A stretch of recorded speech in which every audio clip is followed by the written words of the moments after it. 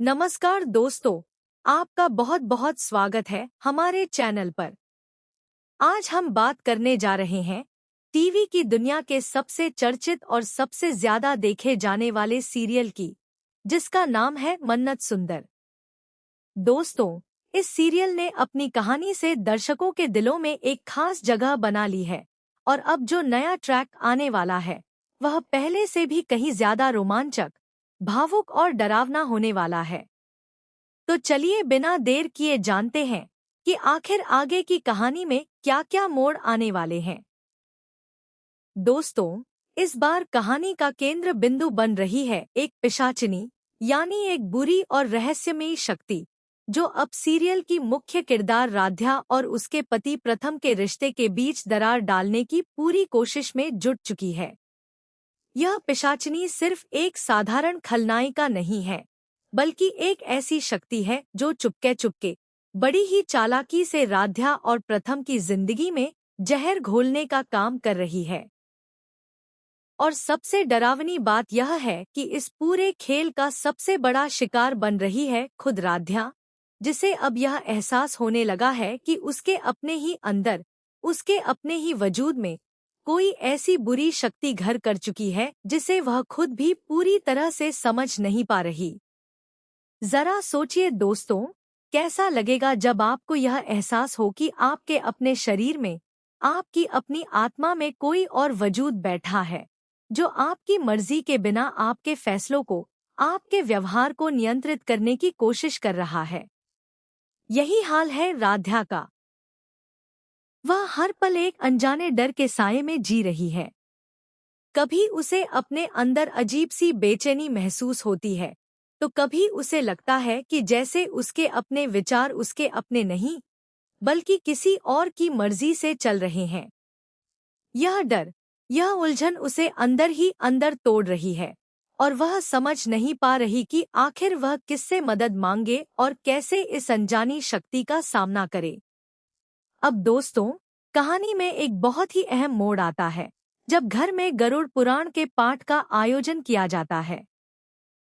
हमारी परंपरा में गरुड़ पुराण का पाठ बहुत ही पवित्र और गहरे अर्थ वाला माना जाता है और खास तौर पर यह उन मौक़ों पर पढ़ा जाता है जब घर में कोई नकारात्मक शक्ति या बुरी आत्मा का साया महसूस होता है। परिवार के बड़े बुजुर्ग यह मानते हैं कि इस पाठ के जरिए घर में जो भी नकारात्मक ऊर्जा है उसे दूर किया जा सकता है और राध्या को इस अदृश्य संकट से बचाया जा सकता है। इसी वजह से राध्या को इस पवित्र आयोजन में बुलाया जाता है, ताकि वह भी इस पूजा और पाठ का हिस्सा बने और उस बुरी शक्ति से मुक्ति पा सके जो उसके अंदर घर कर चुकी है। लेकिन दोस्तों, यहीं से कहानी में एक बहुत बड़ा और चौंकाने वाला मोड़ आता है। जब राध्या को इस पवित्र आयोजन में बुलाया जाता है, तो वह वहां पहुंचती ही नहीं। यह देखकर पूरा परिवार हैरान रह जाता है। आखिर राध्या कहाँ चली गई? वह इतने अहम मौके पर गायब क्यों हो गई? यह सवाल हर किसी के मन में उठने लगता है। और जैसे जैसे वक्त गुजरता है, राध्या की गैरमौजूदगी पूरे परिवार में एक बहुत बड़ा तूफान खड़ा कर देती है। घर के हर सदस्य के मन में डर, चिंता और शक की भावनाएं एक साथ उमड़ने लगती हैं।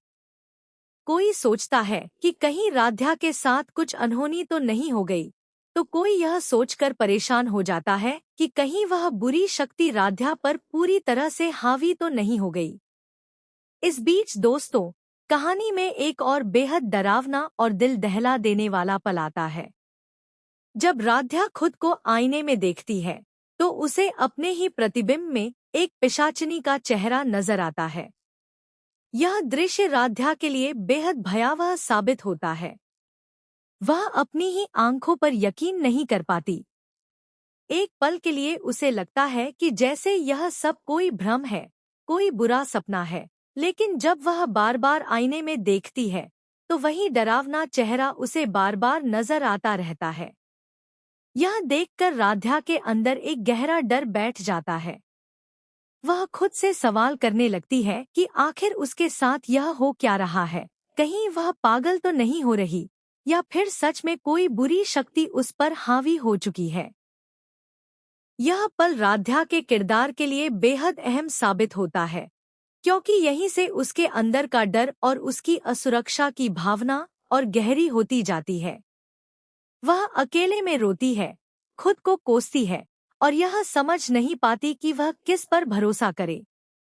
उसे डर है कि अगर उसने यह बात किसी को बताई तो शायद कोई उस पर यकीन नहीं करेगा या फिर उसे कमजोर समझा जाएगा। यही अंदरूनी उथल-पुथल राधा के किरदार को और भी ज्यादा भावनात्मक और गहराई भरा बना देती है और दर्शकों के दिल में उसके लिए हमदर्दी और भी बढ़ जाती है। अब आते हैं कहानी के सबसे भावुक हिस्से पर, जो है प्रथम और राधा का रिश्ता।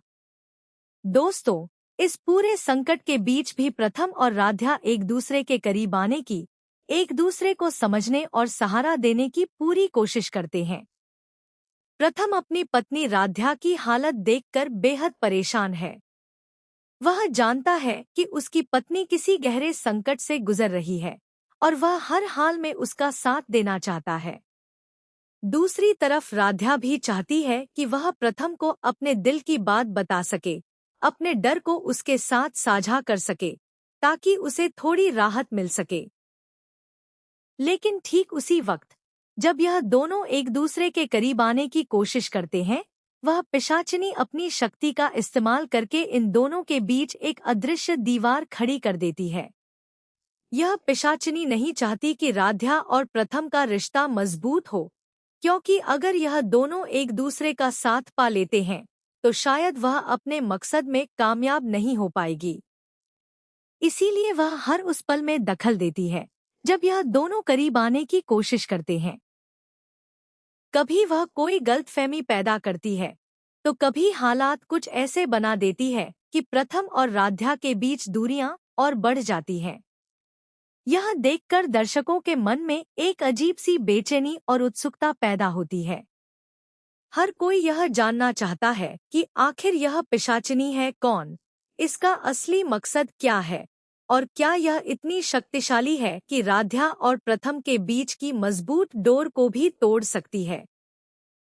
दोस्तों, यही तो है इस कहानी की खूबसूरती कि यहाँ पर रिश्तों की मजबूती और बुरी शक्तियों के बीच एक जबरदस्त टकराव देखने को मिलता है, जो दर्शकों को हर एपिसोड के साथ बांधे रखता है।